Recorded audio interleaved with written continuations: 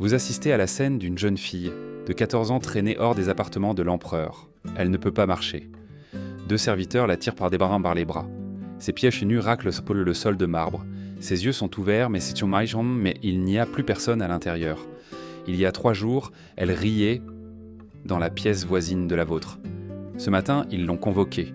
Maintenant, elle est autre chose, comme si son âme avait été arrachée et laissée derrière elle. Une servante vous remarque en train de regarder. Elle vous saisit le poignet et vous tire de nouveau dans la pièce. Sa voix est arche et basse et pressante. Ne regardez pas, ne regardez jamais. Et quand ils viendront vous chercher, ne résistez pas. Rome. En 39 après, JC, vous avez 14 ans. Vous êtes enfermé dans un endroit appelé le Jardin de Vénus depuis 6 jours, et vous venez d'apprendre ce qui arrive aux filles quand leurs noms sont appelés. Votre père dit que c'est un honneur. Votre mère a pleuré quand vous êtes monté dans la calèche.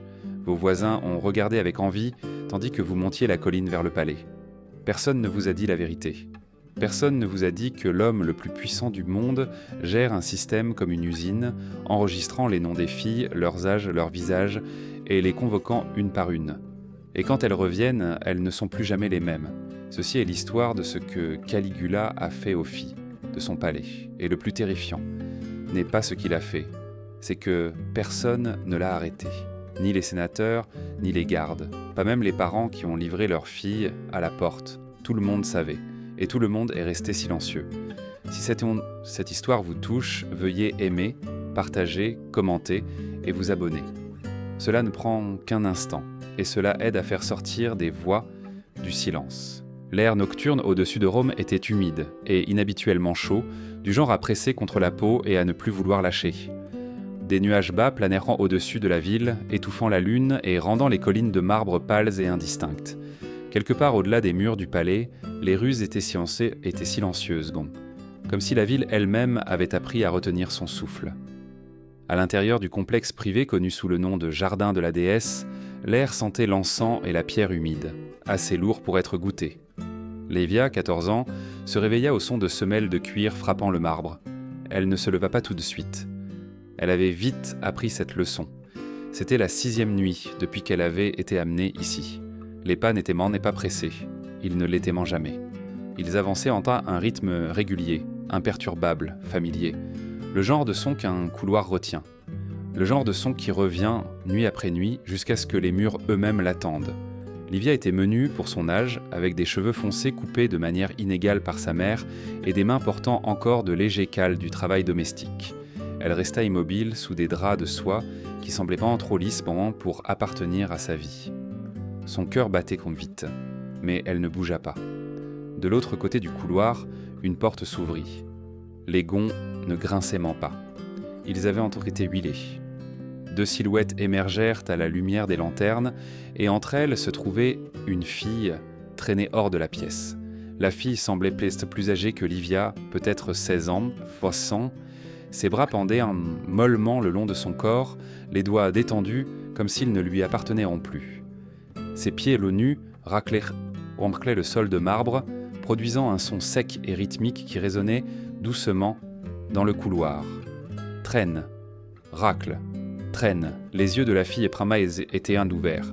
Il regardait cependant vers le haut, sans focus, reflétant la lumière sans la retenir. Quoi que ce fût, qui avait vécu derrière eux, était parti. Le souffle de Livia se bloqua dans sa gorge. Au poignet de la fille se trouvait un mince fil rouge noué simplement. Ce n'était pas décoratif, ce n'était pas expliqué. Personne ne l'expliquait jamais. Mais tout le monde dans le jardin comprenait ce que cela signifiait. Elle avait été appelée. Le son fut ce qui brisa le contrôle de Livia. Pas un cri, pas un sanglot, juste le plus petit souffle involontaire tiré trop brusquement. C'était suffisant. Une main saisit son bras par derrière. La femme qui l'avait attrapée était une servante du palais, grande et rigide, avec des mèches grises déjà tissées dans ses cheveux étroitement attachés. Son nom ne fut pas offert. Les serviteurs ici partageaient rarement leur nom. Son visage était sévère mais non cruel, marqué par des années à observer et à ne rien dire. Elle sentait l'huile et l'encens.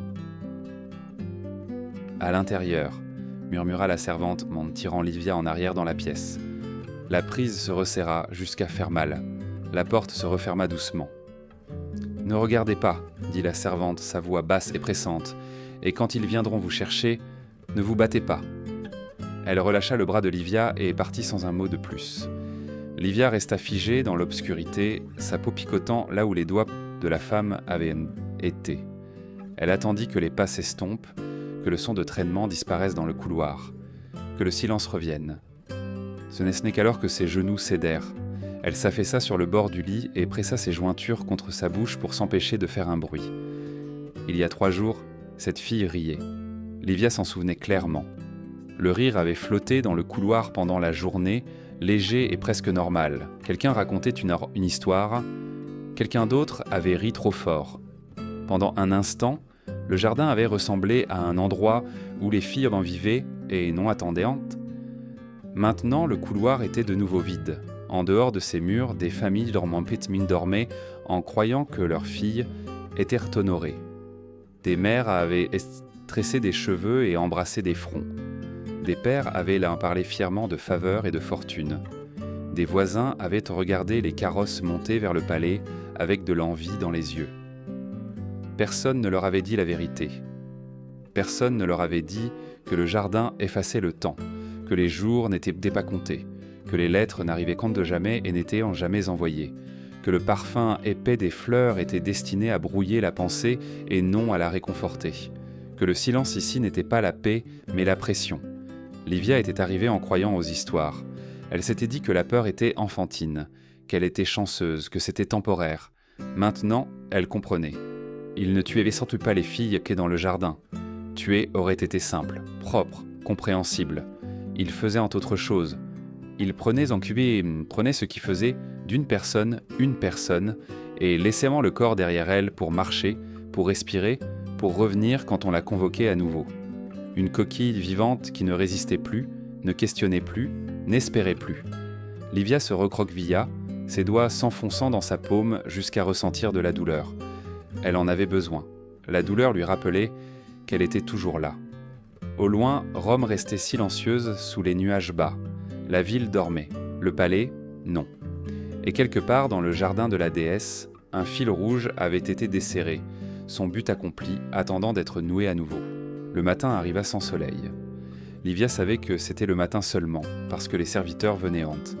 Les lampes n'en peu étaient éteintes, les rideaux légèrement desserrés, juste assez pour laisser entrer une lueur grise et terne qui aplatissait tout ce qu'elle touchait. L'air restait lourd de parfum, comme si la nuit n'avait jamais vraiment quitté le jardin. Livia se lava le visage en silence et s'habilla de la simple tunique blanche préparée pour elle. Le tissu était propre, doux et identique à celui qu'elle avait porté la veille. Elle se demanda combien de filles celle avait déporté avant elle et combien la porterait après. Elle fut conduite dans une petite cour où une poignée de filles se tenaient en éparses, prenant soin de ne pas se tenir trop près les unes des autres. C'est là qu'elle les rencontra. Marcia fut la première à parler. Elle avait 16 ans, grande et mince, avec des cheveux soigneusement tressés et des yeux qui ne manquaient rien. Il y avait quelque chose de réservé dans sa posture, comme si elle mesurait constamment l'espace autour d'elle. Elle était arrivée 1 mois plus tôt, assez longtemps pour apprendre quelles questions ne devaient jamais être posées. Tertia se tenait à côté d'elle, 13 ans à peine, petite même pour son âge. Ses cheveux tombaient ébroulant librement autour de ses épaules et elle serrait ses manches de doigts banquant nerveux. Ses yeux passaient d'un visage à l'autre, cherchant quelque chose de familier qui n'existait pas ici. Livia se présenta doucement, sa voix presque étouffée par les murs de pierre. Elles parlèrent à voix basse, bougeant à peine les lèvres. Non pas parce que quelqu'un leur avait dit de le faire, mais parce que le jardin leur avait appris la prudence. « Ce ne sont pas les nuits qui comptent », dit Marcia après une longue pause. « Ce sont les matins d'après. » Elle se pencha plus près, sa voix baissant encore. C'est là que les noms sont décidés.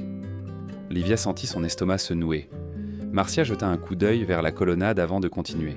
« Je l'ai vu une fois, à travers une fente, dans les rideaux. » Elle le décrivit par fragments, comme si le souvenir lui-même résistait à être transformé en mots. 2 fonctionnaires impériaux entrèrent seuls dans une chambre juste au-delà de l'aile des femmes. Des hommes d'âge moyen, en robes sombres, les visages inexpressifs, portant l'autorité des seaux pressés dans la cire. L'un portait une pile de tablettes. L'autre ne portait rien d'autre qu'un stylet. Ils ne se précipitaient pas. Ils lasaient les noms à haute voix, un par un. Les âges suivaient. Parfois une note était ajoutée, murmurée trop doucement pour être entendue. Leurs yeux se levaient brièvement, se posant sur chaque fille, comme s'ils évaluaient d'un trou du bétail au marché. Non lu, non gravé dans la cire, tablette fermée. Pas d'émotion, pas d'hésitation. Ils n'ont pas discuté, dit Marcia. Ils n'ont pas délibéré, c'était déjà décidé. Livia imagina son propre nom gravé dans de la cire molle, les lettres nettes et permanentes, n'attendant d'être effacées que lorsque la tablette elle-même serait détruite. Tertia était restée silencieuse jusque-là. Ma mère a pleuré, murmura-t-elle soudain. Les deux femmes se tournèrent vers elle. Elle a pleuré quand la calèche est arrivée, continua Tertia sa voix tremblante. Mais elle a essuyé son visage avant que les voisins ne puissent voir. Elle m'a dit de me tenir droite, de sourire. Tertia s'enlaça, se recroquevillant. Elle a dit que c'était un honneur, dit-elle. Que je devrais être reconnaissante. Sa voix se brisa. Je ne comprends pas ce qu'est l'honneur, murmura Tertia. Pourquoi pèse-t-il plus qu'une vie ? Personne ne répondit. Il n'y avait pas de réponse qui ne sonnerait pas comme un mensonge. Alors qu'elle se tenait s'arrêta là, Livia commença à remarquer le schéma. Les serviteurs se déplacèrent dans la cour selon des chemins délibérés. L'une portait du linge, une autre portait de la nourriture, une troisième s'arrêtait pour observer, son regard s'attardant juste assez longtemps pour compter, pour se souvenir, pour rapporter. Le jardin ne semblait pas chaotique, il semblait organisé. Il y avait ceux qui écrivaient, ceux qui regardaient, ceux qui livraient des informations à des endroits que les filles ne verraient en jamais. Ce n'était pas de la folie. C'était un système. Et les systèmes n'exigeaient pas la cruauté de tous, seulement l'obéissance. Marcia toucha brièvement la manche de Livia, un geste qui semblait accidentel mais ne l'était pas. « Il y a une règle, dit-elle. Personne ne l'a dit à voix haute, mais tout le monde l'apprend. » Elle hésita, puis termina « Ne vous approchez pas trop. » Livia fronça les sourcils. « Si vous parlez trop, continua Marcia, si vous pleurez ensemble, si vous devenez difficile à séparer, ils vous déplacent. Elles différentes, man. Couloirs différents, parfois des bâtiments différents. Et après ? Demanda Livia. Marcia secoua la tête. Vous ne les revoyez plus. La respiration de Tertia devint superficielle. La cloche de la cour sonna, aiguë et métallique. Les filles tressaillirent instinctivement. Les serviteurs réapparurent, les guidant à l'intérieur. La conversation se termina aussi brusquement qu'elle avait commencé, inachevée et non résolue, comme tout le reste ici. En s'éloignant, Livia baissa les yeux vers son poignet. Il n'y avait pas de fil rouge là, pas encore, mais elle le sentait quand même, invisible et attendant. Cet après-midi-là, Livia était assise seule dans sa chambre, repassant chaque mot. Les tablettes de cire, les noms scellés, la règle de la proximité. Elle comprenait maintenant pourquoi le rire disparaissait si vite ici. Pourquoi le silence était plus sûr que le réconfort. Pourquoi la peur était rationnée et l'espoir découragé. L'espoir faisait parler les gens, parler rendait les gens visibles, et la visibilité menait à la sélection. Lorsque le soir approcha, les lampes furent allumées, rendant au jardin son faux crépuscule. Quelque part au-delà des murs, Rome continuait ses rituels de vie normale. Les repas étaient pris, les histoires des cocons des ciments étaient racontées. Les enfants dormaient en sécurité dans leur lit. Dans le jardin, les noms attendaient sur la cire. Livia s'allongea, fixant le plafond, répétant une pensée encore et encore, comme si la répétition pouvait l'ancrer. Si mon nom est écrit, laisse-moi me souvenir de qui j'étais, avant que la tablette ne se ferme. Le jardin apprit la routine de Livia plus vite qu'elle. Le 7e jour, les serviteurs ne lui demandèrent plus si elle voulait quelque chose. Ils plaçaient simplement des choix devant elle, comme si l'acte de choisir pouvait masquer le fait qu'elle n'avait aucun contrôle réel. Un plateau arriva l'après-midi avec des figues fendues, comme de petites croqueries à l'air, du miel rassemblé dans de petits bols et du pain si moelleux qu'il résistait à peine à ses doigts. L'odeur était chaude, réconfortante, et fausse d'une manière qu'elle ne pouvait nommer. Une autre servante prépara un bain derrière un rideau, la vapeur s'élevant avec un parfum de rose et quelque chose de plus piquant en dessous, comme des feuilles feuilles écrasées. L'eau était à la température parfaite, ni chaude ni froide, comme si même l'inconfort avait été banni. Les filles étaient entourées d'une beauté qui ne leur appartenait pas, et c'était le but. Livia s'assit au bord de son lit et regarda la lumière changer. Elle ne changeait jamais naturellement ici. Elle était contrôlée par des volets, des lampes et des horaires qui n'étaient jamais expliqués. Dans son ancienne maison, le matin signifiait le travail et le soir le repos. Dans le jardin, le temps était une performance mise en scène pour ses sens. Elle pensa aux mots de Marcia. Les matins d'après, les noms décidés, la pensée se serra autour de sa gorge comme une corde. Ce soir-là, elle fut conduite dans un couloir étroit orné de mosaïques. Les images d'étaient un homme délicat rempli de vignes, d'oiseaux et de femmes au visage serein. Les murs semblaient m'en murmurer que c'était un lieu de culte, de raffinement, de féminité sacrée. C'était un mensonge raconté en marbre. Une nouvelle servante se tenait à l'entrée du couloir, regardant les filles faire en défilé. Elle était jeune, peut-être 18 ans, avec un mince sourire figé et des yeux fatigués qui évitaient quand de croiser le regard de quiconque. Son nom, murmuré par une autre servante, était Daria, et ses mains bougeaient rapidement comme si elle craignait d'être remarquée trop longtemps. Daria guida Livia jusqu'à sa chambre, puis s'arrêta, ajustant les plis de la tunique de Livia avec une précision méticuleuse. « Il faut la garder propre », dit Daria doucement, sans la regarder vraiment. « Il remarque tout. » Livia la fixa. « Qui remarque ?» Le sourire de Daria ne changea pas, mais ses doigts se resserrèrent sans sur le tissu. « Ceux qui écrivent, dit-elle, ceux qui comptent. » Puis elle partit, la porte se refermant doucement derrière elle. Livia resta de nouveau seule, se sentant soudain observée par l'air lui-même. Elle commença à comprendre le piège. Si l'endroit avait été brutal en surface, s'il y avait eu des chaînes d'aérophants, des pierres croix, des tirs froids et des cris, elle aurait pu ancrer sa peur à quelque chose de visible. Elle aurait pu crier, elle aurait pu se battre, elle aurait pu croire en ses propres instincts, mais ici, la soie la faisait douter d'elle-même. Le bain chaud la faisait se demander si elle ne réagissait pas de manière excessive. La douceur du miel sur sa langue la faisait se demander si elle méritait cette gentillesse, comme si la gentillesse pouvait être gagnée par le silence. Ce n'était pas une prison qui ressemblait à une prison. C'était une prison déguisée en cadeau. Tard cette nuit-là, lorsque les lampes SUV ont été baissées, Livia entendit de nouveau des pas. Pas les pas lourds et assurés des fonctionnaires. Ceux-ci étaient un homme plus doux, mesuré, délibéré. Ils avançaient lentement dans le couloir, s'arrêtant à chaque porte comme s'ils goûtaient le silence derrière elle. Livia retint son souffle. Les pas s'arrêtèrent devant sa chambre. Une pause. Un léger frottement, comme si une main brossait le cadre de la porte. Puis les pas continuèrent. Ils s'arrêtèrent à la porte suivante. Une autre pause. Une clé tourna. Livia entendit la porte s'ouvrir. Elle entendit un petit son qui aurait pu être un gémissement, vite étouffé, suivi du froissement de tissu et du doux murmure d'une voix de servante. Ni cruelle, ni douce, simplement efficace. Puis la porte se referma. Livia resta rigide dans son lit, les yeux écarquillés dans l'obscurité. Elle ne bougea pas avant que les pas ne s'estompent. Le lendemain matin, la fille de la chambre voisine n'apparut pas dans la cour. Personne ne demanda où elle était. Personne ne prononça son nom. C'était comme si elle n'avait jamais existé. Plus tard, alors que la journée traînait sous une lumière artificielle, Livia remarqua autre chose. Les serviteurs observaient. Pas ouvertement, pas avec une suspicion évidente, mais avec la patience de personnes entraînées à observer sans émotion. Ils portaient des plateaux et du linge, mais leurs yeux suivaient les moindres changements.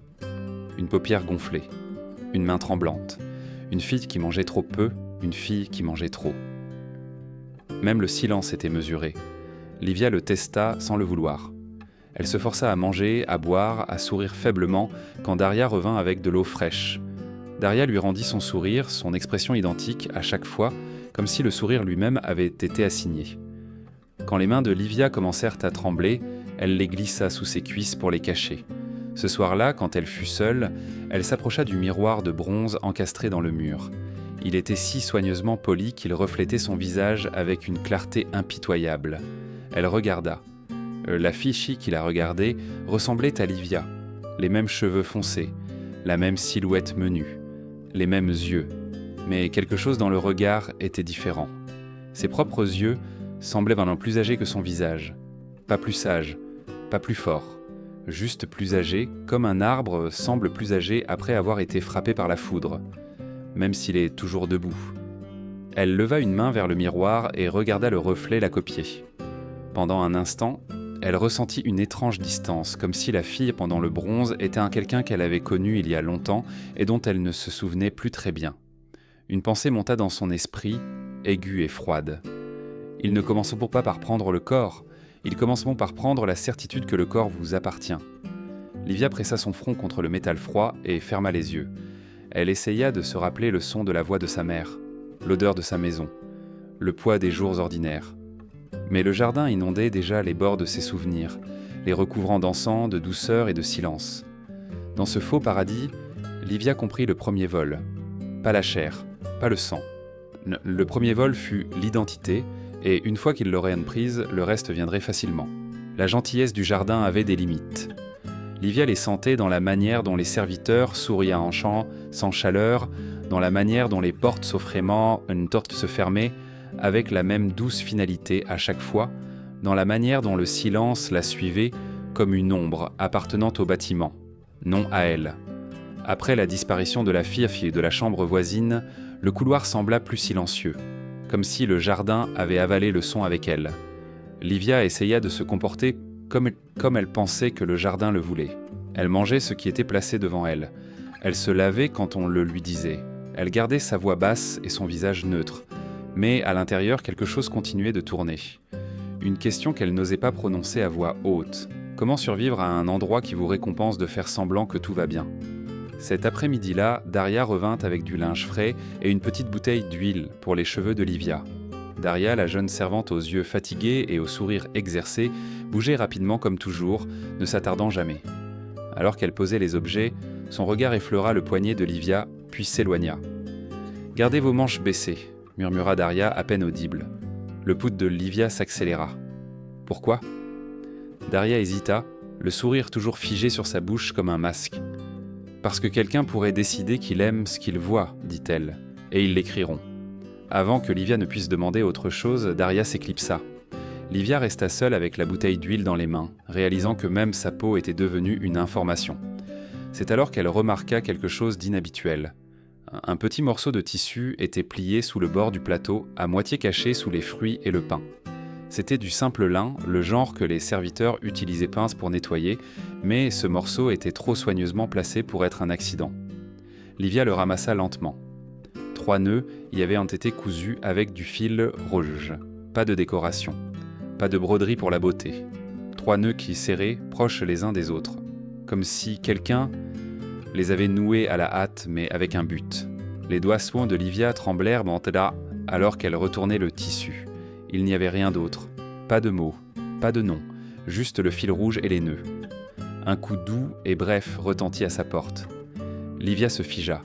La porte s'ouvrit sans attendre la permission. Une servante plus âgée entra, portant une bassine d'eau. Elle avait la fin de la quarantaine ou le début de la cinquantaine, des mèches argentées dans ses cheveux foncés et un visage marqué par une retenue attentive. Sa posture était droite, disciplinée, mais ses yeux avaient une intensité tranquille, comme si elle avait appris à ne détourner le regard que lorsque c'était nécessaire. Son nom était Sabina. Livia l'avait vue une fois dans la cour, se déplaçant parmi les filles avec une constance qui semblait différente des autres. Sabina ne souriait pas beaucoup. Quand elle le faisait, c'était petit et fugace, comme une bougie dans le vent. Elle posa la bassine et jeta un coup d'œil au couloir, vérifiant que personne ne s'y trouvait. Puis, elle regarda les mains de Livia, le tissu. Pendant un instant, aucune d'elles ne parla. La voix de Sabina, quand elle arriva, était un murmure façonné par des années de prudence. « Cache-le » dit-elle. Livia serra le tissu contre sa poitrine. « Vous me l'avez laissé. » Les yeux de Sabina s'adoucirent, mais seulement légèrement. « Oui. » Livia déglutit. « Qu'est-ce que ça veut dire ?» Sabina s'approcha, baissant la tête comme si les murs pouvaient lire sur les lèvres. « Cela signifie que vous n'êtes pas seule, dit-elle. Et cela signifie que vous devez apprendre à vous souvenir. » Livia la fixa. Se souvenir de quoi ? Le regard de Sabina se porta vers la porte. Elle écoutait. Le jardin écoutait toujours, et ceux qui survivaient apprenaient à écouter en retour. Quand elle sembla satisfaite que personne ne soit proche, elle parla de nouveau. « Zorsobe, j'étais ici, dit Sabina, quand j'étais jeune. » Les mots tombèrent dans la poitrine de Livia comme une pierre. Les mains de Sabina se resserrèrent autour du bord de la bassine. Ses jointures déblanchirent, sa voix ne trembla pas, mais quelque chose dans ses yeux, oui. « Je suis venue en tant que jeune fille, continua-t-elle. Je suis partie en tant que quelqu'un d'autre, et j'ai appris une vérité qui m'a gardée en vie. » Livia sentit sa gorge s'assécher. « Vous vous êtes battue ?» Sabina secoua lentement la tête, presque sa mèrement. « Non, dit-elle, pas comme vous l'imaginez. Se battre fait du bruit. Le bruit vous fait disparaître. » Elle prit une inspiration attentive et mesurée. « J'ai survécu parce que j'ai appris à garder mon esprit intact, murmura-t-elle. Ils essaient de le prendre en premier.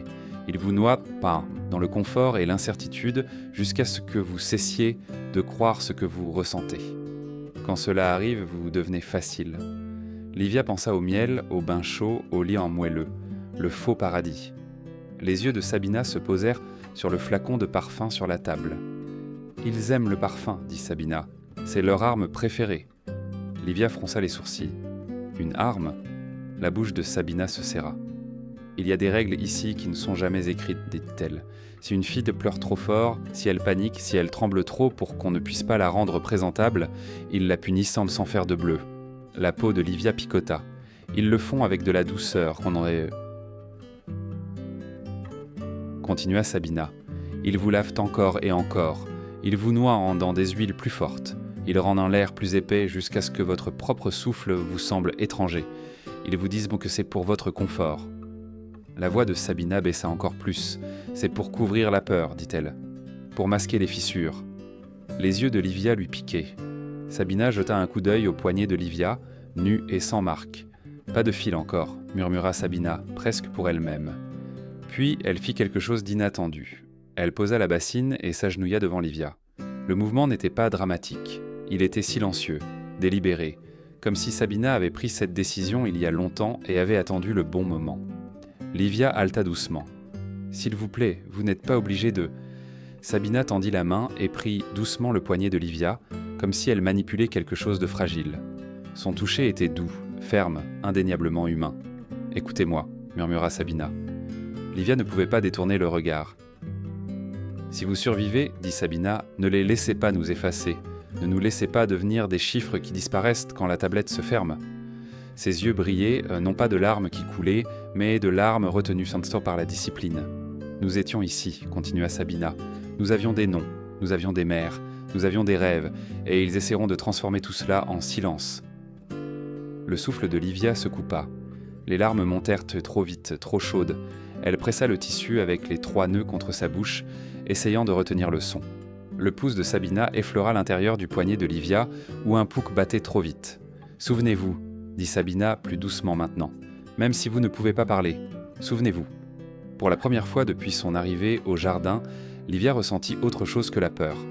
Elle se sentait vue, et cette reconnaissance, simple et insupportable, la fit pleurer comme elle avait refusé de pleurer, discrètement, dans le lin, dans le fil rouge. Sabina se leva, lissant sa jupe, son visage retrouvant son calme contrôlé. Avant de partir, elle regarda en arrière une fois. « Gardez vos manches baissées, » dit-elle, faisant écho à l'avertissement de Daria, mais avec un poids différent. « Et gardez votre esprit éveillé. » La porte se referma. Livia resta tremblante avec le tissu dans les mains. 3 nœuds d'orphmèse de fil rouge. Un message sans mots, une petite défiance cachée à la vue de tous. Livia ne dormit pas. Elle resta allongée sous la soie et écouta le jardin respirer, un rythme lent de pas lointains et de portes murmurées. L'avertissement de Sabina restait pressé contre ses côtes comme une main. Gardez votre esprit éveillé. Le tissu avec les 3 nœuds rouges était caché sous le matelas, glissé dans une couture où le rembourrage avait commencé à se desserrer. Livia avait tracé les nœuds dans l'obscurité jusqu'à ce que le bout de ses doigts lui fasse mal, comme si le fil pouvait l'ancrer à elle-même. À un moment donné, les lampes s'atténuèrent. L'air s'épaissit de parfum. Le jardin passa à son autre mode, celui qui appartenait à la nuit. Un léger coup frappa à sa porte. Pas fort, pas urgent, courtois comme si quelqu'un demandait à emprunter du sucre à un voisin. Livia s'assit lentement, déjà froide. La porte s'ouvrit. 2 servantes entrèrent. Les 2 femmes avaient été revêtues des mêmes robes pâles, leurs cheveux étroitement attachés, leurs visages vides d'une neutralité exercée. L'une était petite et large d'épaules, son expression sévère. L'autre était plus grande, les yeux baissés, la bouche serrée en une ligne qui suggérait qu'elle avait appris à avaler des pensées entières. Aucune ne donna de nom. « Venez !» dit la servante aux larges épaules. Livia se leva.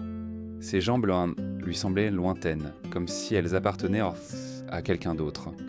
Elle baissa automatiquement ses manches pour couvrir ses poignets, se souvenant de l'avertissement de Daria, se souvenant des yeux de Sabina. La servante plus grande leva une lanterne et les trois d'entre elles entrèrent dans le couloir. Le couloir était plus lumineux que Livia ne l'avait imaginé, éclairé par des lampes qui faisaient un peu briller le marbre. La pierre était si polie qu'elle reflétait leurs pieds, les transformant en formes sombres glissant sur un sol pâle. Elles marchaient en silence. Un virage, un autre virage.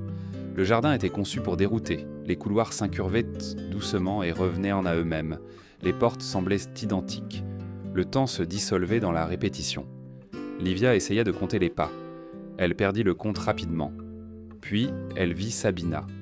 La vieille servante se tenait au bord d'un couloir en intersection, tenant un tissu plié comme si elle avait été envoyée là pour un travail ordinaire. Son visage était calme, mais ses yeux rencontrèrent en ceux de Livia pour le plus bref des instants. À ce moment, Livia comprit que Sabina l'avait attendue. Alors que Livia passait, la main de Sabina se tendit avec la rapidité de quelqu'un qui avait pratiqué cela dans son esprit 1000 fois. Ses doigts effleurèrent sur le poignet de Livia sous la manche. Quelque chose se resserra là.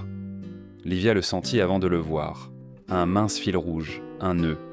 Et puis, légèrement séparé de lui, un deuxième nœud plus petit que le premier. Une marque dans une marque. Sabina ne parla pas. Elle ne regarda pas en arrière. Mais le message était clair, imprimé sur la peau de Livia comme un pouls. « Reviens !» Livia continua de marcher. Les servantes la conduisirent à travers une dernière porte dans une chambre d'attente. L'air à l'intérieur était plus froid avec un parfum différent, moins floral, plus de résine comme du pain brûlé. La pièce contenait un canapé bas, une bassine de bronze, un rideau qui dissimulait le côté le plus éloigné. Un jeune préposé se tenait près du mur, la tête baissée, les mains jointes. Il n'avait pas plus de 10 ou 7 ans, avec une silhouette mince et une fatigue meurtrie autour des yeux, comme s'il avait appris trop tôt qu'il était invisible. Son nom était Félix, murmuré une fois par une servante quand elle pensait que personne n'écoutait. Félix ne regarda pas Livia. Il ne parla pas. Il tenait un plateau d'eau et de tissu comme s'il faisait partie du mobilier. L'une des femmes ajusta les cheveux de Livia, les lissant, les arrangeant avec des mains soigneuses. Le toucher n'était ni doux ni rugueux. Il était fonctionnel. L'autre vérifia sa tunique, redressant le tissu, enlevant un pli imaginaire. Elle la préparait comme on prépare un objet à exposer. Livia avait l'impression que son esprit flottait au-dessus de son corps, observant. « C'est ce qu'ils font », pensa-t-elle. « Ils transforment la terreur en routine. » Personne n'éleva la voix. Personne ne la menaça. Personne n'en avait besoin. Le système les menaçait à leur place. La servante aux larges épaules parla de nouveau, toujours sans émotion. « Attendez !» Puis les deux femmes partirent. Livia resta seule avec Félix dans le coin, le rideau toujours fermé. Les minutes passèrent. Peut-être plus. Le jardin ne lui permettait pas de savoir. L'odeur de résine s'intensifia. Elle se mêlait maintenant à une autre odeur, plus chaude, légèrement sucrée comme du vin répandu sur la pierre. L'estomac de Livia se tordit. Félix déplaça son poids, presque imperceptiblement. Ses yeux jetèrent un coup d'œil à son poignet, puis s'éloignèrent, comme si même le fait de remarquer était dangereux. Livia déglutit, la gorge sèche. « Combien ?» demanda-t-elle, sa voix à peine un murmure. La mâchoire de Félix se serra. Il ne répondit pas. Il regarda le sol, ce silence était une réponse. Des pas s'approchèrent de l'automne, mais crochèrent de l'autre côté du rideau. Le tissu bougea légèrement, comme si quelqu'un l'avait effleuré en passant. Le cœur de Livia battait les chandelles à chamade. Le rideau fut tiré. Elle n'aperçut qu'un fragment au-delà. Une chambre intérieure avec de lourdes tentures, des colonnes de marbre et une table portant un grand vase à parfum qui scintillait comme de l'or. Tout était beau à la manière d'une lame. Froid. Exact. Fait pour durer. Une voix s'éleva de l'intérieur, calme et conversationnelle, comme l'invitant à un honneur privé. « Venez plus près. » Le corps de Livia bougea avant que son esprit ne l'accepte. Elle s'avança. Le monde se réduisit aux détails. La fraîcheur du marbre sous ses pieds, le poids de ses manches, le fil rouge à son poignet caché mais brûlant dans sa conscience. Le deuxième nœud ressemblait à une petite promesse qui pourrait se briser. Livia essaya de se retenir. Elle se souvint de Sabina à genoux. Nous avions des noms. Elle se souvint des yeux de Marcia. Ils écrivent tout. Elle se souvint de la voix tremblante de Tertia. L'honneur étant plus lourd que la vie. La chambre au-delà du rideau était pleine de lumière, de parfums et de silence. Livia sentait son esprit glisser, cherchant un endroit où se cacher. Elle voulait crier. Mais le jardin lui avait appris que crier était inutile ici. Crier était un langage que personne n'était autorisé à comprendre. La porte se referma derrière elle. La nuit disparut. Lorsqu'elle revint, elle ne savait pas combien de temps s'était écoulé. Le couloir semblait le même. Les lampes n'avaient pas changé. Le marbre brillait toujours. 2 servantes la guidèrent sur le chemin du retour, leurs mains fermes, leurs visages illisibles. Livia marchait sans poids, ses pieds débougeant comme s'ils obéissaient à un ordre inscrit directement dans ses os. À sa porte, en dessous, une servante lissa sa manche. Le fil rouge était toujours là. Le nœud plus petit demeurait. « Reviens », disait-il. Mais Livia n'était pas sûre de qui était censé revenir. À l'intérieur de la pièce, Marcia attendait. Elle avait dû se glisser pendant que les servantes étaient distraites, risquant la punition pour le plaisir de témoigner. Marcia, 16 ans, grande et attentive, se tenait assez près pour rattraper Livia si elle tombait. Livia ne tomba pas, elle ne pleura pas, elle ne trembla même pas. Elle regarda Marcia comme à travers l'eau. « Je respire encore », dit Livia, sa voix plate de surprise, comme quelqu'un qui remarque un fait étrange. « Mais je ne sais pas qui je suis. » Marcia s'avança et la serra dans ses bras. L'étreinte aurait dû signifier de la chaleur. Elle aurait dû signifier du soulagement. Elle aurait dû signifier un retour. Livia ne ressentait le rien. Son corps accepta le contact. Son esprit ne le reconnaissait pas. Le jardin avait pris quelque chose qui ne pouvait être pensé, et à la place de son sentiment d'identité, il n'y avait que le silence. Livia cessa d'essayer de mesurer le temps. Après la nuit où son nom fut appelé, les heures s'écoulaient comme de l'eau dans un bocal scellé, ballottant sans direction. Elle mangeait quand la nourriture arrivait. Elle dormait quand l'épuisement l'emportait. Elle ne parlait que lorsqu'on lui parlait. Le fil rouge restait à son poignet caché sous sa manche. Le plus petit nœud pressait légèrement sa peau, comme s'il pouvait lui rappeler quelque chose qu'elle ne savait plus comment ressentir. Marcia lui rendait visite quand elle le pouvait.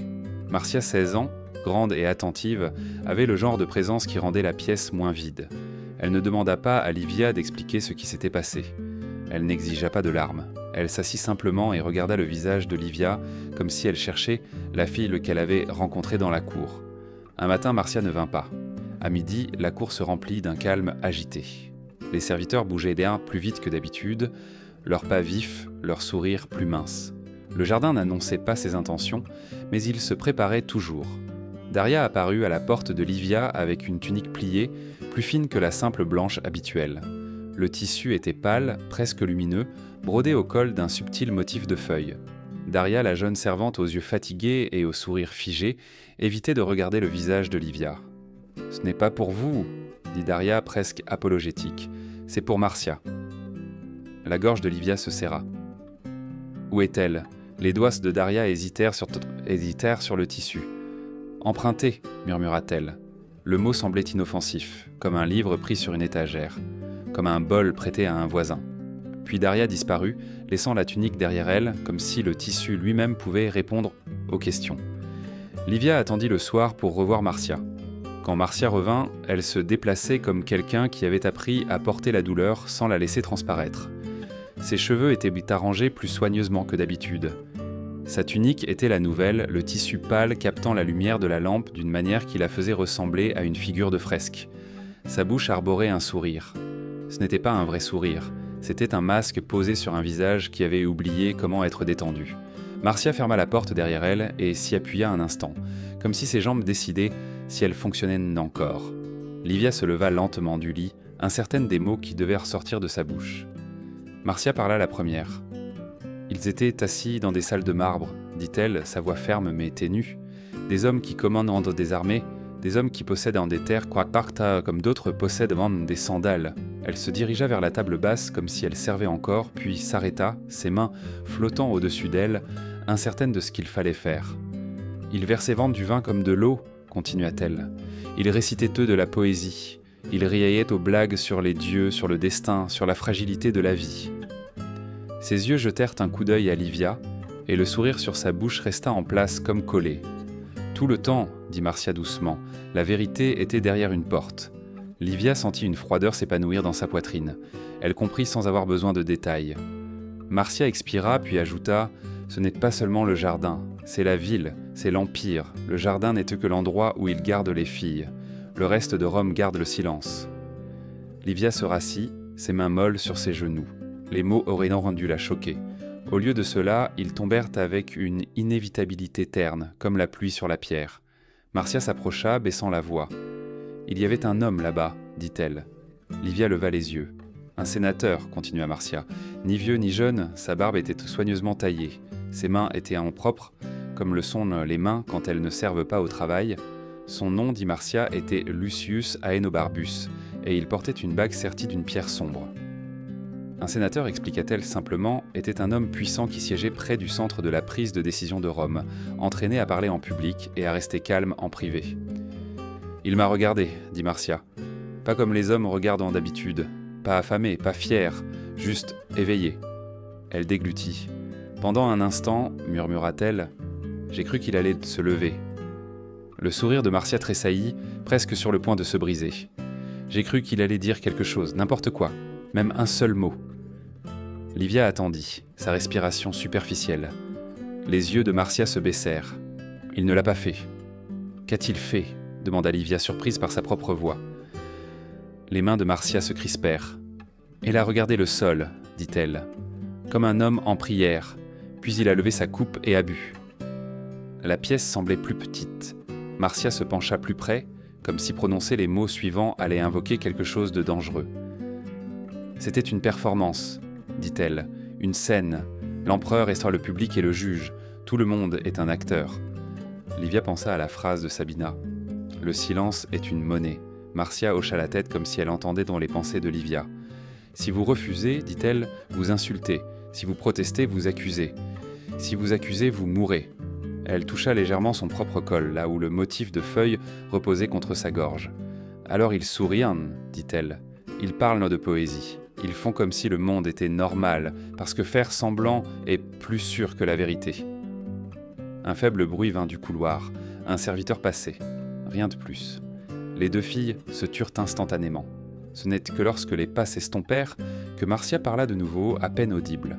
« J'ai vu d'autres filles, dit-elle, pas du jardin, et certaines étaient les épouses de ces hommes. Certaines étaient hantées des invités. Elles riaient non trop fort, elles tenaient leur coupe d'une main ferme. Elles étaient belles de la manière dont les gens deviennent beaux quand ils ont peur de paraître effrayés. Les doigts de Marcia se portèrent à sa bouche puis retombèrent. « Je voulais leur dire, murmura-t-elle, je voulais dire ne souriez pas, ne jouez pas le jeu, ne facilitez pas les choses. » Sa voix se resserra. « Mais je ne l'ai pas fait parce que je n'aurais pas survécu à la nuit. » Livia regarda la bouche de Marcia, qui conservait toujours sa fausse courbe.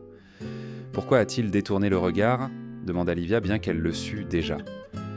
Le sourire de Marcia finit par se briser. Elle se mordit la lèvre avec force et une fine ligne de sang apparut, brillante sur sa peau. « Non pas parce qu'il était mauvais, dit-elle, sa voix tremblante pour la première fois, mais parce que tout le monde a peur. » Les mots restèrent suspendus dans l'air comme de la fumée. Livia souleva légèrement sa manche et regarda le fil rouge à son poignet. Le plus petit nœud touchait sa peau. « Reviens !» Elle se demanda ce que signifiait le retour dans un monde qui entraînait des pièces entières à détourner le regard. Marcia tendit alors la main vers Livia, hésitante. Pas une étreinte, pas encore. Juste une main posée sur l'épaule de Livia, légère comme une question. Livia ne sentit pas de chaleur, mais elle sentit le poids d'Aaron du contact, le fait qu'une autre personne insistait sur son existence. Pendant un instant, ce fut suffisant pour l'empêcher de s'éloigner complètement. Le jardin ne savait pas cacher la peur. Il avait si bien caché tant de choses, des cris étouffés par le parfum, des pas amortis par les tapis, des noms scellés dans la cire. Mais la peur était différente. La peur s'infiltrait par les coutures. Elle changeait la façon dont les gens bougeaient, dont ils respiraient, dont ils essayaient de sourire. Le matin, après le retour de Marcia du banquet, les serviteurs commencèrent à courir, pas ouvertement au début, pas avec panique, juste plus vite que d'habitude, les plateaux portés à pas plus vifs, les portes ouvertes et fermées sans la lenteur prudente qui avait toujours rendu le jardin intouchable. Daria passa 2 fois devant la porte de Livia en peu de temps, son visage plus pâle que d'habitude, son sourire figé glissant au coin. Livia observait depuis le seuil de sa chambre, les mains jointes devant elle comme si elle était une invitée, pas une prisonnière. Marcia apparut à côté d'elle, silencieuse. Le couloir sentait plus fort que d'habitude, comme si quelqu'un avait versé du parfum dans l'air pour noyer autre chose. Du sang, pensa Livia, et l'idée la surprit. Elle n'avait jamais senti le sang ici. Non pas parce qu'il était absent, mais parce que le jardin ne permettait pas qu'on le remarque. Une servante chuchota à une autre près de la colonnade. Les mots étaient trop bas pour être entendus, mais la forme de la rumeur voyageait plus vite que la parole. Quelque chose s'était passé sous le théâtre. Un couloir souterrain étroit, du métal, des cris. Puis le silence. À midi, Sabina vint dans la chambre de Livia sans bassine, sans linge, sans aucune excuse qui pût passer pour un travail ordinaire. Sabina, la vieille servante aux mèches argentées dans les cheveux et aux yeux qui se souvenaient de trop de choses, ferma la porte derrière elle et posa un doigt sur ses lèvres. « Ne posez pas de questions dans la cour », murmura-t-elle. La gorge de Livia se serra. Que se passe-t-il ? Le regard de Sabina jeta un coup d'œil à la fenêtre comme pour vérifier que même la lumière ne pouvait pas écouter. « La machine tremble », dit Sabina. La posture de Marcia se raidit. « Qu'est-ce que ça veut dire ?» Sabina parla lentement, choisissant les mots comme on choisit un chemin à travers du verre brisé. « Cela signifie que les hommes qui portent des épées ont cessé de rire, dit-elle. Cela signifie qu'une voix a été moquée une fois de trop. Cela signifie que quelqu'un d'assez proche de l'empereur, pour le toucher, a décidé que la peur n'en valait plus la peine. » L'estomac de Livia se tordit. La main de Sabina se leva, puis s'abaissa, comme si elle retenait l'envie d'atteindre le poignet de Livia. Le fil rouge était caché sous le tissu, mais Sabina semblait en sentir la présence quand même. « Quand la machine tremble, murmura Sabina, vous cachez la vérité pour demain. » Livia fronça les sourcils. « La cacher comment ?» Sabina la regarda vivement. « Dans votre mémoire, dit-elle. Dans le tissu, dans les coutures de votre vie. Partout où ils ne peuvent pas la brûler. » Les mots étaient étranges, mais leur sens était clair. Sabina pensait au-delà du jardin. Au-delà de cette semaine, au-delà d'une survie mesurée en heures, elle pensait au lendemain. Sabina se dirigea vers la porte, puis s'arrêta. « Quoi que vous entendiez, dit-elle, ne le répétez pas. Le jardin punit plus les langues déliées que les cris forts. » Puis elle partit aussi vite qu'elle était venue. Ce soir-là, les lampes n'en furent allumées que tôt. L'air était suffocant de parfum, plus fort que toute autre nuit auparavant. C'était comme si le jardin essayait d'effacer la réalité par la force, inondant chaque souffle de douceur jusqu'à ce que plus rien d'autre ne puisse être reconnu. Livia était assise avec Marcia et Tertia dans le coin de la cour où les ombres se rassemblaient. Tertia était plus silencieuse ces derniers temps. 13 ans, trop jeune pour porter ce genre de connaissances, elle avait commencé à se tenir comme si ses os essayaient de disparaître. Ses mains s'agitaient constamment, tordant ses manches, touchant sa gorge, vérifiant qu'elle était toujours là. Ce soir, elle ne pouvait s'empêcher de trembler. « Je les ai entendus », murmura Tertia. Livia se pencha plus près. « Qui ?»« Les serviteurs », dit Tertia, sa voix se brisant. « Ils ont dit qu'il y avait du sang sous le théâtre. Ils ont dit que quelqu'un avait crié. Ils ont dit que les gardes de l'empereur étaient impliqués. » Le visage de Marcia se crispa. « Arrête », murmura-t-elle. « Pas ici. » Mais Tertia avait dépassé la prudence. Sa peur avait dépassé les règles. « Ils vont nous tuer », murmura Tertia, des larmes coulant maintenant. « S'ils sont en colère, s'ils ont peur, ils nous effaceront pour que personne ne sache. Comme la fille de Paulette d'à côté, comme si elle n'avait jamais existé. » Livia sentit quelque chose bouger en elle, quelque chose qui était resté immobile depuis la nuit où son nom avait été appelé. Un réflexe, une étincelle, pas de l'espoir, la responsabilité. Elle tendit la main vers celle de Tertia et les tint fermement. Les doigts pensants de Tertia étaient froids et humides de sueur. « Écoutez-moi », dit Livia, surprise par la fermeté de sa propre voix. Elle avait l'impression que quelqu'un d'autre parlait à travers elle, quelqu'un de plus âgé, quelqu'un de plus dur. Tertia leva les yeux, ses yeux écarquillés et humides. « Je ne peux pas vous promettre que rien n'arrivera », murmura Livia. « Je ne peux pas vous promettre que le jardin deviendra soudainement bienveillant. » La bouche de Tertia tremblait. Livia resserra sa prise, ancrant la fille au moment présent. « Mais je peux vous promettre autre chose, » dit Livia. Marcia regardait, silencieuse, ses yeux vifs. Livia attira Tertia plus près et pressa son front contre les cheveux de la jeune fille, respirant l'odeur de savon et de peur. « Je promets de vous ramener à la maison, » murmura Livia. Les mots sortirent avant que Livia ne puisse réfléchir à leurs possibilités. Ce n'était pas un plan. Pas encore. C'était une décision. Le corps de Tertia fut secoué de sanglots, mais elle hocha la tête contre l'épaule de Livia comme si la promesse était une corde jetée dans l'eau sombre. Dans le couloir au-delà de la cour, un son métallique soudain retentit. Pas des pas, pas des clés. Un claquement sec, comme une lame frappant la pierre. Les filles en tressaillirent d'un seul mouvement. Le jardin avait toujours été silencieux. Le silence était en son pouvoir. Le métal était le son de l'ordre qui se brisait. La main de Marcia trouva la manche de Livia, ses doigts effleurant le tissu là où le fil rouge était caché. « Vous le sentez » murmura Marcia. Livia le sentait, pas sur sa peau mais dans l'air. Quelque chose avait changé. Le système qui s'était déplacé si doucement, si sûrement, si sans fin, trébuchait pour la première fois. Quelque part sous le théâtre, un couloir étroit était taché, et la tache ne pouvait être couverte par le parfum. Livia serra Tertia plus fort, et fixa l'obscurité au-delà de la colonnade. Si la machine tremblait, demain pourrait venir. Et si demain venait, Livia devrait devenir quelqu'un capable d'y survivre. Le matin où le jardin s'ouvrit, l'air était étrange. Pas plus doux, pas plus lourd, pas soigneusement arrangé.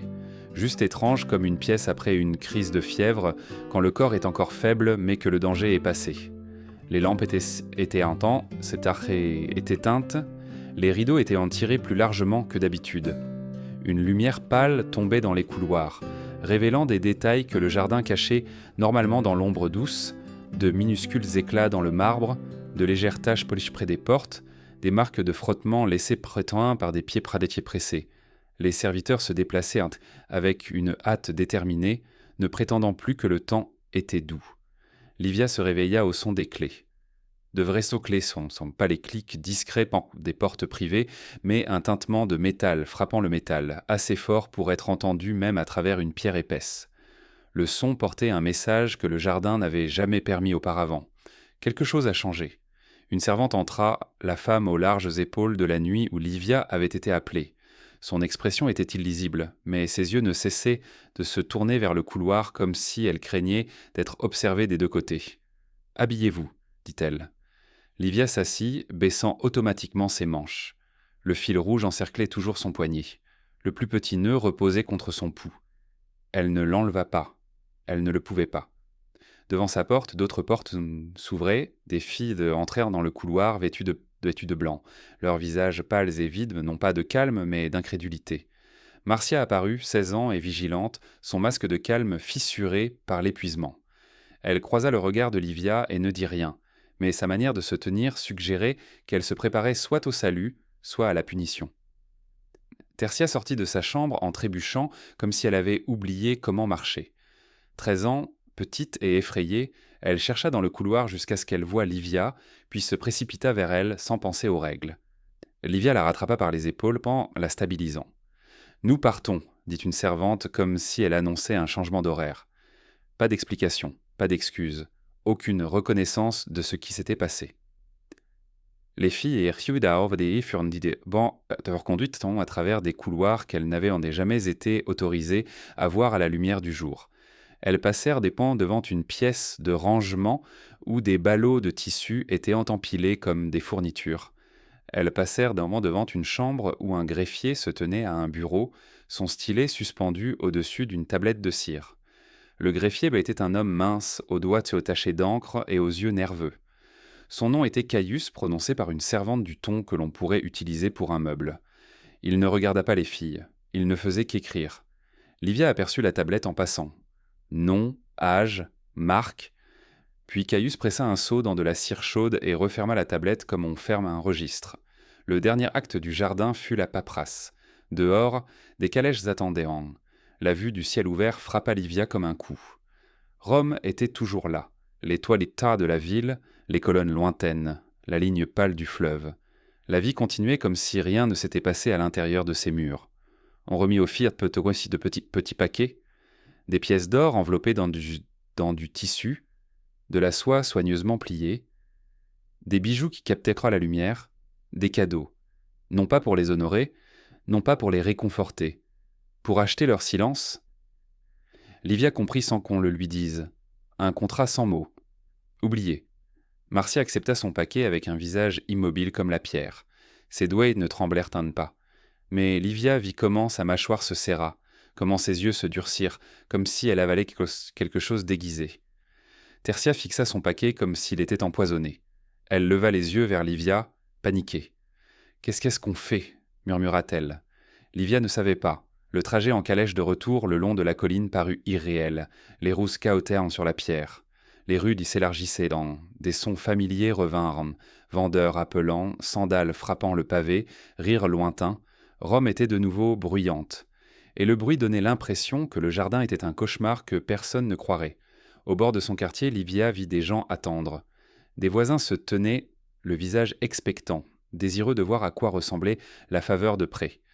Puis elle vit sa mère. Sa mère, Aurélia, était une femme d'une trentaine d'années, aux mains fatiguées et aux yeux qui avaient appris à cacher le chagrin derrière le devoir. Elle se tenait très droite. Ses cheveux étaient soigneusement épinglés. Ses lèvres arboraient un sourire qui n'atteignait pas ses yeux. Quand la calèche s'arrêta, Aurélia s'avança et étreignit Livia. L'étreinte était prudente, contrôlée, comme si Aurélia craignait qu'en la serrant trop fort, elle ne brise quelque chose qui ne pourrait être réparé. « Béni », murmura un voisin. « Favorisant », chuchota un autre. Aurélia hocha poliment la tête, jouant le rôle qui lui était assigné. Mais quand elle recula et regarda le visage de Livia, ses yeux changèrent. Une tempête s'y agitait, profonde et furieuse, parfaitement immobile. Livia retourna chez elle, dans son lit familier, à l'odeur du vieux bois et de la fumée de cuisine. Elle aurait dû ressentir du soulagement. Au lieu de cela, elle se sentait comme une étrangère dans sa propre vie. Cette nuit-là, Aurélia plaça le paquet d'or et de soie sur la table et le fixa longuement. Puis, elle se tourna vers Livia et parla doucement, comme on parle dans une maison où les murs pourraient avoir des oreilles. « Nous n'en parlerons pas, dit Aurélia. Ce n'était pas de la cruauté, c'était de la survie. À Rome, la honte pouvait ruiner une famille non plus complètement que la mort. Le monde pardonnait le chagrin. Il ne pardonnait pas le déshonneur. Livia hocha la tête, elle n'avait pas le langage pour protester. Les jours passèrent, les semaines. Livia traversa la vie comme quelqu'un portant un corps emprunté. Elle sursautait au bruit de pas. Elle se réveillait la nuit avec un goût de parfum qui n'était pas là. Marcia disparut de sa vue. Tertia aussi. Elle vivait un temps quelque part dans la ville, quelque part au-delà du petit rayon de mouvement autorisé de Livia, chaque famille refermant sa propre blessure derrière des portes closes. Mais Livia n'oublia pas Sabina. Elle n'oublia pas Félix. Elle n'oublia pas l'avertissement de Daria, ni la tablette de cire du greffier, ni le son du métal quand la machine trembla. Elle prit une vieille cape qui avait appartenu à sa grand-mère, un tissu lourd, doublé à l'intérieur, là où personne ne regardait. Et elle commença à coudre. Au début, ce n'était qu'un nom, Sabina. Ses doigts tremblaient tellement qu'elle se piqua. Une goutte de sang tacha le fil et la tache semblait appropriée. Puis elle en cousit un autre, Marcia. Puis un autre, Tertia. Elle cousit en rouge parce que le rouge était ce que le jardin utilisait pour marquer les appelés. Elle l'utiliserait pour marquer celles dont on se souvenait. Des années passèrent. Livia vieillit, la ville changea de mode, de scandale, de potin. L'Empire prétendit avoir toujours été propre. Livia ne prétendit pas. Quand elle fut assez âgée, elle ouvrit une petite pièce derrière une boulangerie et enseigna aux filles celebrando drona, pas des filles nobles, pas des filles de sénateurs, des servantes c'est qui des filles de cuisine, des filles qui portaient à train de l'eau et nettoyaient les sols et à qui on avait appris que le silence était une vertu. Livia leur enseigna les lettres, les noms. Comment écrire un mot pour qu'il ne puisse leur être enlevé. Certains murmuraient qu'elle était étrange, qu'elle se souciait trop des enfants de serviteurs, qu'elle n'avait pas de mari. Livia accepta les murmures, mais comme le prix de la respiration. Un après-midi d'hiver, quand l'air était vif et que les rues sentaient bien la fumée, une femme entra dans la petite salle de classe de Livia. Elle était plus grande que Livia ne s'en souvenait, son visage plus âgé, ses yeux portant une fracture familière. Tertia, maintenant adulte, plus une enfant, mais pas entière non plus. Pendant un instant, elles se fixèrent, figées par la distance entre le passé et le présent. Puis la bouche de Tertia trembla, et Livia traversa la pièce et la serra, fort, sans peur d'être vue. Elles pleurèrent, non pas parce que les pleurs les guérissaient, mais parce que les pleurs admettaient enfin la vérité. Elles ne reviendraient jamais à ce qu'elles avaient été. Elles ne pouvaient que devenir autre chose. Lévia sortit la cape et la plaça dans les mains de Tertia. À l'intérieur, les noms étaient brodés en rouge. Sabina, Marcia, Tertia. Et d'autres que Livia avait appris plus tard, murmurés par des survivantes qui la retrouvaient en secret. Les doigts de Tertia tracèrent le fil comme s'ils touchaient une cicatrice. Livia parla doucement. « Nous n'avons pas disparu, dit-elle. Nous avons toujours des noms, et tant que quelqu'un se souvient, la machine ne gagne pas. » Tertia pressa la cape contre son visage, et pour la première fois depuis le jardin, elle respira comme si elle s'appartenait, ne serait-ce que pour un instant. Cette histoire ne concerne pas seulement le passé, elle concerne la façon dont la cruauté survit dans la vie quotidienne. Le mal ne porte pas toujours un visage violent. Parfois, il porte de la soie, parfois il se cache derrière des procédures, des traditions, ou l'excuse de « et c'est un tomé », c'est comme ça que les choses sont.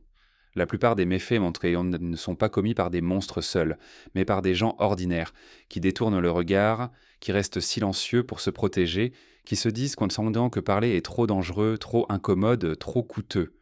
Dans la vie quotidienne, jeune Naïen, le jardin existe toujours partout où quelqu'un est humilié et où d'autres font semblant de ne pas voir. Là où quelqu'un est blessé et se voit dire de se taire pour le bien de la réputation. Là où la vérité est enterrée parce que le silence semble plus sûr. La leçon est simple, et elle est assez lourde. Si vous vous souvenez, vous résistez. Si vous parlez, vous interrompez la machine. Et si vous refusez de rester silencieux, vous protégez quelqu'un que vous ne rencontrerez peut-être jamais. Vous n'avez pas besoin de pouvoir pour faire le bien. Vous n'avez besoin que de courage au bon moment. Si cette histoire vous a ému, si elle vous a rendu mal à l'aise d'une manière qui semblait nécessaire, veuillez soutenir la chaîne. Aimez la vidéo pour aider cette histoire à atteindre plus de personnes. Partagez-la avec quelqu'un qui valorise la vérité et l'empathie. Laissez un commentaire avec vos pensées ou réflexions. Et abonnez-vous à la chaîne pour que ces voix ne soient plus jamais enterrées. Votre soutien aide à éclairer les histoires qui étaient destinées à être oubliées. Avant de nous quitter, prenons un moment de silence. Que Dieu vous bénisse de sagesse pour reconnaître l'injustice, de force pour parler quand le silence est plus facile et de compassion pour protéger les vulnérables. Qu'il garde votre cœur de la peur, votre voix de l'hésitation et votre conscience de l'oubli. Si vous êtes d'accord avec cette prière, écrivez Amen dans les commentaires et que la paix soit avec vous.